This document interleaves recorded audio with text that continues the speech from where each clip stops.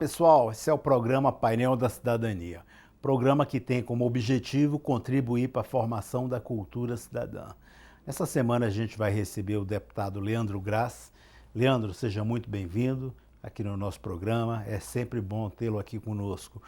Leandro Graz é deputado distrital pela rede, a gente vai falar aqui um pouco do governo ibanês, os 6 primeiros meses, vamos falar também dos 6 primeiros meses da Câmara Distrital e também a gente vai falar um pouco sobre como que está esse projeto, ou melhor, esses projetos que na Câmara não foram votados, por quais circunstâncias e conhecer também um pouco mais do trabalho do deputado.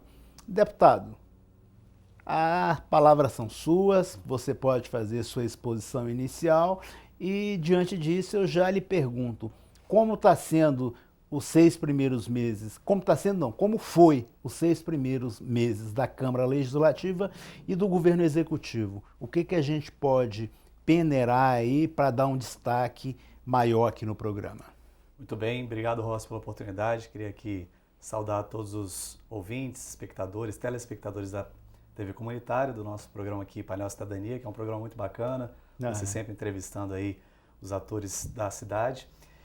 A gente pode fazer uma avaliação da Câmara Legislativa nesses primeiros 6 meses, apontando que houve um certo avanço, a Câmara aprovou muitos projetos, acredito que a pauta tenha caminhado bem. Agora a gente ainda tem muito que avançar em outros elementos, como mais transparência da casa. A Câmara ela precisa criar uma agenda positiva, uma agenda que desconstrua essa ideia de que é uma casa que só tem problemas. A Câmara ela pode sim trazer muitas soluções e é o que nós temos procurado fazer lá. Resgatar esse papel do Legislativo, que é não só fazer leis, mas também fiscalizar o Executivo. Eu defendo uma Câmara Legislativa independente do governo. Muitas críticas já foram feitas à Câmara, não só agora, mas no passado, de que ela era um puxadinho do Buriti. Eu acho que a Câmara ela tem que ser um poder à parte que fiscalize o governo. E no nosso mandato, essa foi a tônica. Nós visitamos mais de 49 escolas, visitamos 9 unidades de saúde, visitamos as unidades da assistência social, do socioeducativo, estamos ali acompanhando o trabalho do governo de perto, fizemos 9 representações do Tribunal de Contas, questionando atos do governo.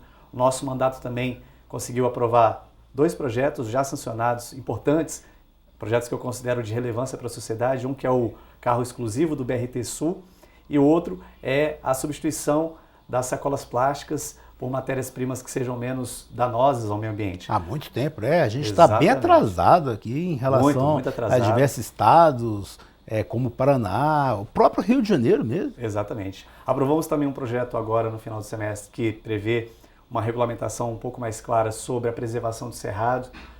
Estamos também em busca aí de discutir um possível veto a um projeto que foi aprovado, que dá a garantia de acompanhantes em UTIs. O governador vetou esse projeto nosso. Mas por a gente vai tentar reverter.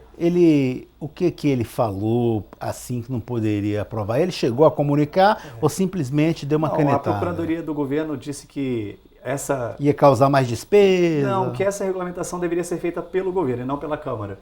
É o tal do vice de iniciativa. Mas nós entendemos que não. 32 unidades da federação estabeleceram a mesma regra. A tal da visita ampliada nas UTIs, para que a gente possa humanizar ainda mais esses espaços que são de muito sofrimento para as famílias e para os pacientes. E com iniciativa do Legislativo, essas 32 unidades? Em grande parte, sim. Algumas do Executivo, mas a outra parte, em grande maioria, do Legislativo. Certo. E esse tem sido o nosso papel, fiscalizar bastante o governo. Eu não tenho cargos no governo, não indiquei secretário, não indiquei administrador, não indiquei Parabéns. cargos comissionados. Então a gente Parabéns. É raro isso, a gente vê um deputado aqui que é isento, é imparcial junto ao governo executivo. E essa é uma coisa muito importante, porque na medida que o legislativo ele se entrega ao executivo, ele faz esses fica refém, né? Fica refém. Nós não, nós vamos apoiar o que for bom para a população e vamos criticar e nos opor ao que considerarmos negativo, como estamos fazendo desde o início. E sobre o governo, penso que a população também já está entendendo algumas incoerências que se estabeleceram desde o início do ano. A primeira medida do governo ibanês foi colocar em votação a ampliação do modelo do Instituto Hospital de Base, criando o IGES-DF, Instituto de Gestão Estratégica da Saúde. Numa votação extraordinária, numa sessão extraordinária, ali no meio do recesso parlamentar, o governador intimidou os deputados. Arrancou o pessoal de casa. Disse que se a gente não votasse, que nós seríamos culpados pelas mortes na saúde. mas a Câmara cumpriu a sua missão e votou. Eu me posicionei contra, primeiro porque essa foi uma promessa que o governador fez e que depois se mostrou contrário. O governador disse que não iria adaptar, não iria ampliar o modelo do Instituto Hospital de Base, porque ele mesmo entendia na época, e disse isso em debate com o anterior governador, o Rodrigo Hollenberg, de que era um modelo sem transparência, de que era um modelo que precisava ainda ser avaliado, mas ele logo no começo do governo já estabeleceu a ampliação. Decretou emergência na saúde, mas não tomou nenhuma medida. Até agora a Secretaria de Saúde não tem um plano para atenção primária, que são os postos de saúde, saúde da família, ainda falta isso. Leandro, me fala aqui, para que as pessoas entendam melhor, você destacou aí a questão da ampliação do modelo de gestão do hospital de base. E o que isso implica para a senhora que está nos ouvindo, está nos assistindo e gostaria de saber o que isso implica na vida dela? Ela vai ser melhor atendida? Vai ficar mais cara a saúde para ela? O porquê? Muito boa oportunidade de a gente explicar, porque esse foi um tema que acabou sendo aprovado, foi levantado, sem qualquer discussão com a sociedade. Foi todo mundo pego de surpresa, até os sindicatos da saúde, os servidores, todo mundo foi pego de surpresa e teve que ir ali tentar de alguma forma segurar esse projeto que o governo queria estender para todos os hospitais regionais. Então, para orientar aqui o nosso cidadão, nossa cidadã. O modelo do Instituto Hospital de Base ele foi estabelecido pelo governo anterior e com a criação desse instituto, o hospital de base não estava mais vinculado à Secretaria de Saúde do ponto de vista administrativo.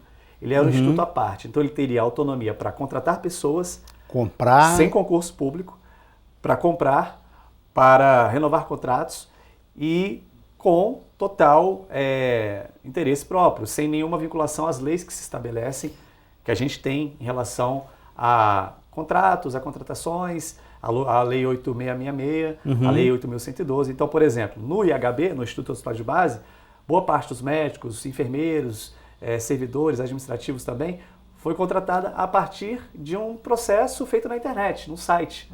O camarada se inscreve, faz. Isso. E muito se questionou sobre esse processo. Então, o governo ibanês decidiu ampliar para o Hospital de Santa Maria e para as UPAs. Na minha visão, existe um ganho nesse modelo, que é a descentralização administrativa. Certo. Porém, existe um problema de falta de transparência. Você, se não tiver um controle social muito forte, pode ocorrer ali muita indicação política, você pode ter contratos, às vezes, sendo feitos além do valor de mercado, porque não tem licitação. Até na licitação, né, a gente vê a venda de atas aí, o camarada compra um ata em tal lugar para começar a monopolizar aquele tipo de serviço. Até aí a gente já vê aí. Uma coisa que a gente cobrava do governo era, bom, se vamos ampliar o modelo, a gente precisa ter convicção, certeza, evidências de que esse modelo é o adequado. E naquele momento a gente nem sequer tinha o relatório de gestão do IHB. Do primeiro ano. Para a gente comprovar, esse é o modelo que dá certo. Então só em março foram publicados os dados. E a gente verificou, avaliando esses dados, que algumas coisas não tinham melhorado. Inclusive está lá no nosso site, se alguém quiser consultar, lá no nosso link Transparência, tem um painel sobre o Instituto Hospital de Base, com vários dados, com vários números. Então a gente queria um debate mais amplo e não foi feito.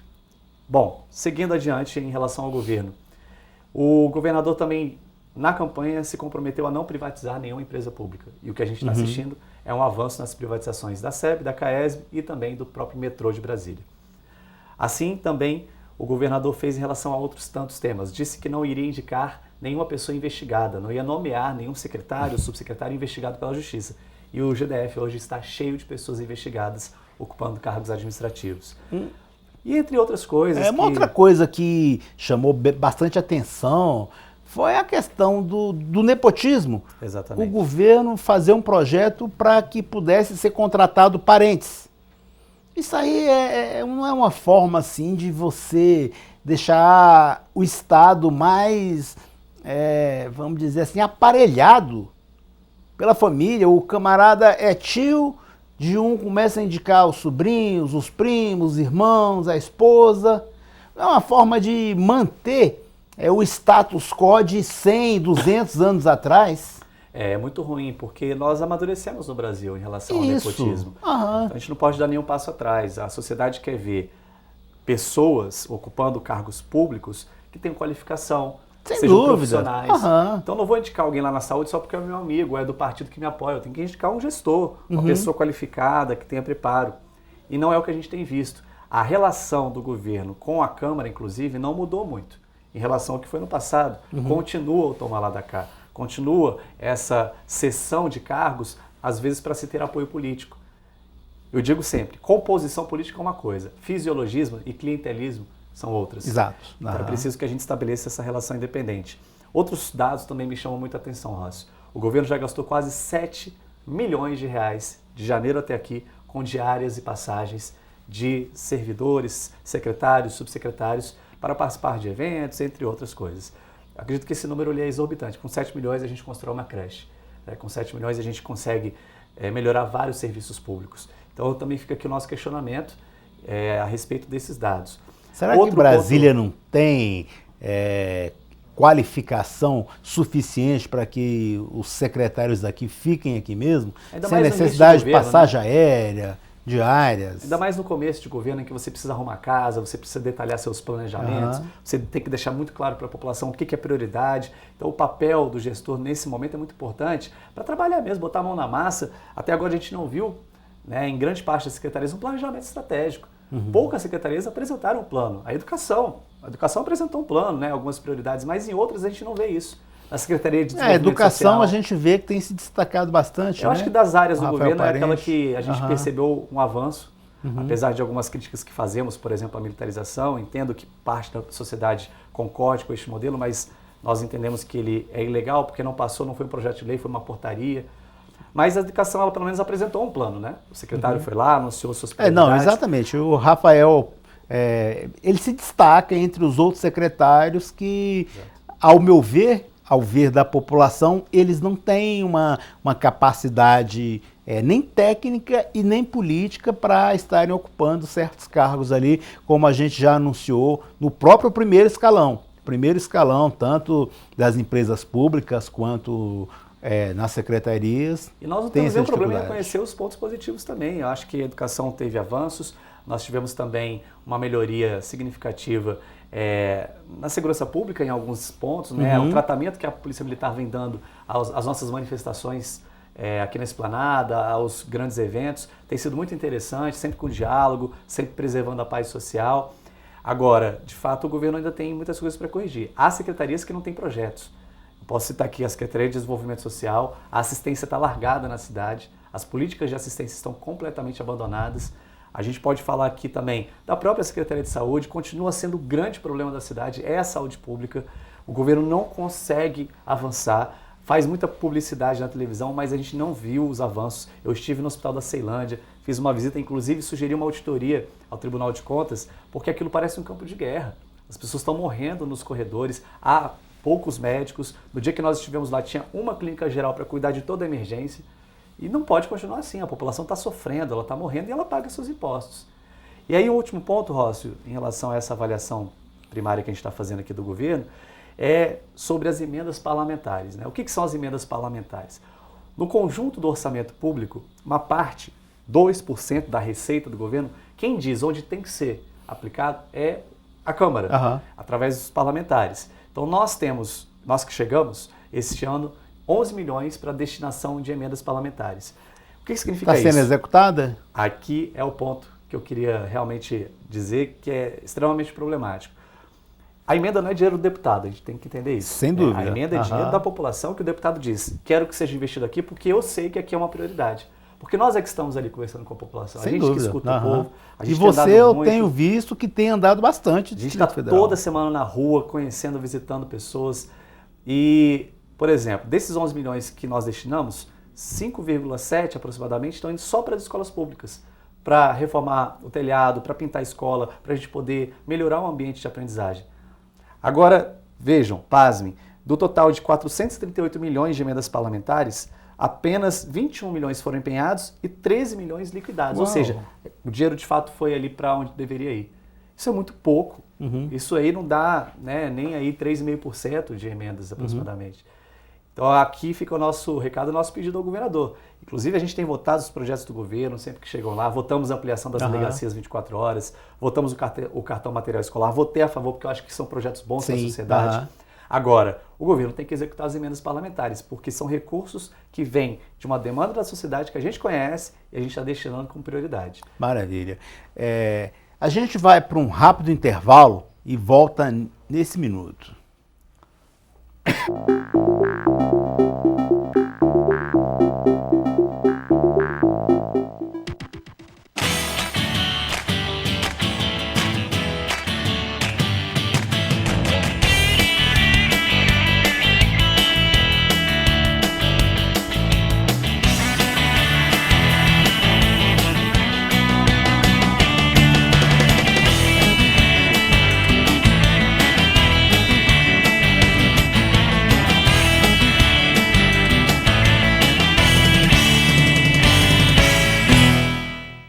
Olá pessoal, esse é o programa Painel da Cidadania.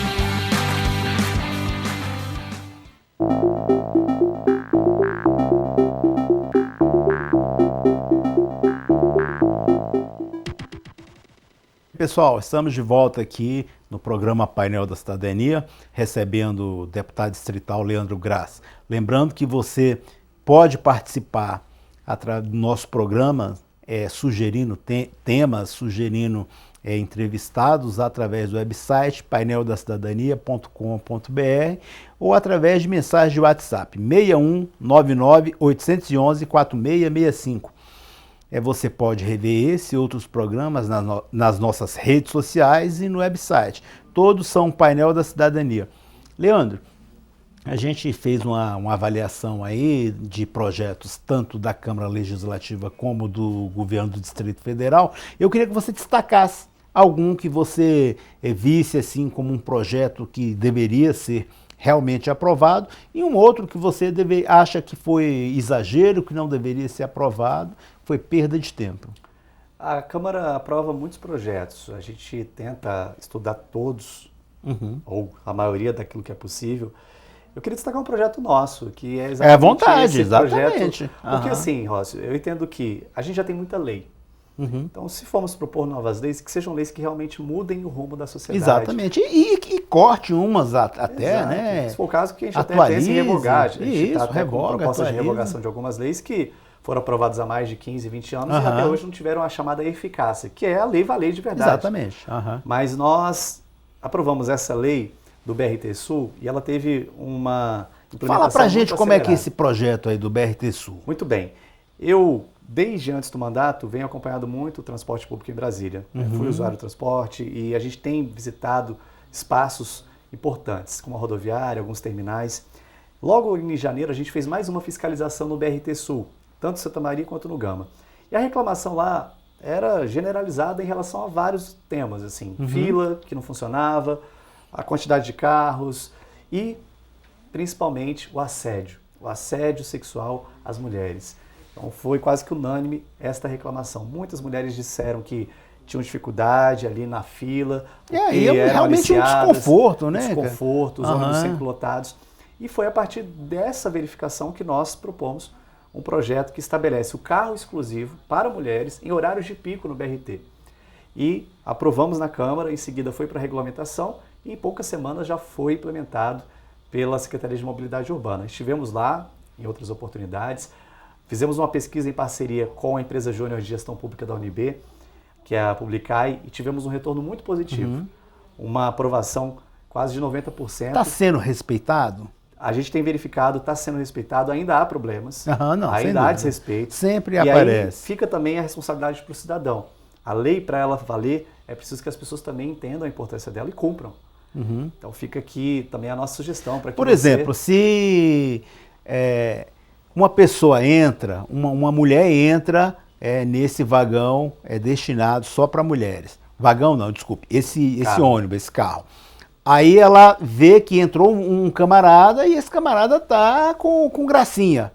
O que ela pode fazer? Pode chamar um policial militar, se tiver, ela pode chamar o policial militar e o policial tem que tirar esse cidadão de dentro do carro. Se o carro está marcado como carro exclusivo, obviamente não é. Tem uma identificação especial? Porque eu lembro uma vez que eu fiz uma matéria, participei de uma revista, que era o Trem Rosa, em São Paulo. Também... exatamente, que era o Trem Rosa. Aqui tem a identificação tanto na frente do ônibus e agora na lateral. E tem lá também um banner no terminal de Santa Maria, para que as pessoas identifiquem o carro. Esse carro, eu sou homem, eu não posso entrar. Exatamente. E as mulheres que quiserem ocupar o carro geral também podem. Exato. Tem o exclusivo das mulheres e o outro. Não impactou em nada do ponto de vista de quantidade de pessoas dentro dos carros, porque a proporção manteve-se a mesma. O outro projeto que eu queria destacar é esse das sacolas que eu falei anteriormente. Maravilha, porque exatamente. Ele é um projeto que coloca a Brasília no século XXI em relação à sustentabilidade e em relação à política de resíduos sólidos.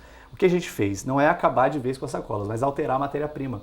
Hoje a matéria-prima daquelas sacolinhas de mercado é o propileno, o polietileno ou o polipropileno, que são matérias à base de petróleo e que demoram cerca de 100 anos para se decompor na natureza. Além do que elas podem voar, ir para o meio do cerrado, intoxicar animais e são tóxicas até para nós, seres humanos. Então Lagos, a gente altera rios, a matéria-prima. mar. Exatamente. A gente coloca ali o alimento, às vezes puro, né, em contato direto com a sacola, isso contamina também o alimento.